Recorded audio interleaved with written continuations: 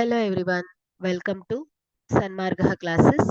ಚತುರ್ಭುಜಗಳ ಪರಿಚಯ ಅಧ್ಯಾಯದ 44ನೇ ಪ್ರಶ್ನೆಯನ್ನ ಗಮನಿಸಿ. ಕೊಟ್ಟಿರುವ ಚಿತ್ರದಲ್ಲಿ x ನ ಬೆಲೆಯನ್ನ ಕಂಡುಹಿಡಿಯಿರಿ. ಓಕೆ, ಸೊ ಇಲ್ಲಿ ನಾವು x ನ ಬೆಲೆಯನ್ನ ಕಂಡುಹಿಡಿಯುವ ಮೊದಲು ಇಲ್ಲಿ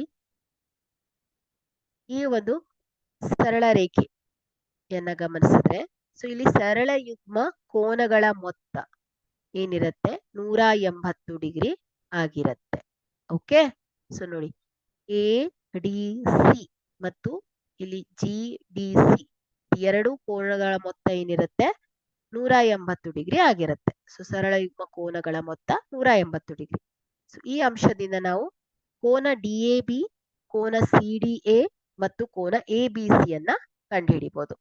ಓಕೆ, ಸೊ ಹಾಗಾದ್ರೆ ಇಲ್ಲಿ ಮೊದಲನೇದಾಗಿ ಚಿತ್ರದಲ್ಲಿ ತೋರಿಸಿದಂತೆ ಕೋನ D A B is equal to 180 degree minus 50 degree.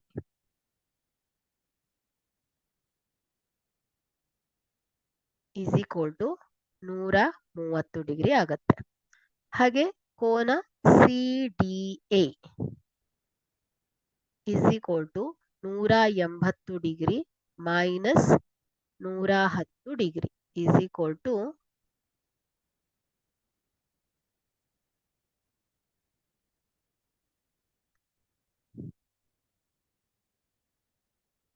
70 degree. ಕೋನ A B C is equal to 180 degree minus 90 degree is equal to 90 degree. Okay, so ಅದೇ ರೀತಿ ಚತುರ್ಭುಜದ ಒಳ ಕೋನಗಳ ಮೊತ್ತ 360 ಡಿಗ್ರಿ ಆಗಿರುತ್ತೆ. ಓಕೆ, ಸೊ ಈಗ ನಮ್ಗೆ ಕೋನ ಡಿ ಎ ಬಿ ಅಳತೆ ಗೊತ್ತಾಗಿದೆ, ಎ ಡಿ ಸಿ ಅಳತೆ ಗೊತ್ತಾಗಿದೆ, ಹಾಗೆ ಎ ಬಿ ಸಿ ಅಳತೆ ಗೊತ್ತಾಗಿದೆ. ಸೊ ಈಗ ನಾವು ಬಿ ಸಿ ಡಿ ಅಳತೆಯನ್ನ ಫೈಂಡ್ ಔಟ್ ಮಾಡಬಹುದು. ಓಕೆ, ಚತುರ್ಭುಜದ ಒಳ ಕೋನಗಳ ಮೊತ್ತದ ಸಹಾಯದಿಂದ.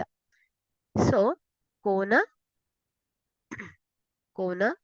D C B is equal to 360 degree minus 130 degree plus 70 degree plus 90 degree is equal to 360 degree minus 290 degree. Okay,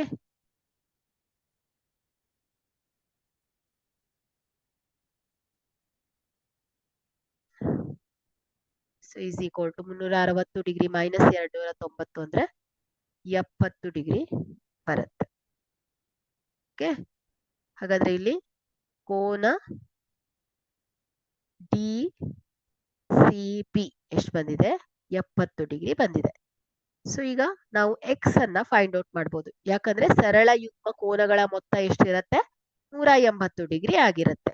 so ಹಾಗಾಗಿ x is equal to 180 degree minus 70 degree is equal to ಏನ್ ಹೇಳಿ?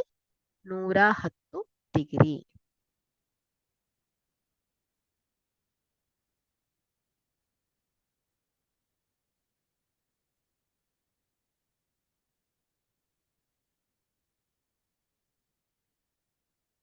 ಹಾಗಾದ್ರೆ ಇಲ್ಲಿ X ನ ಬೆಲೆಯು 110 degree ಆಗಿದೆ. Thank you.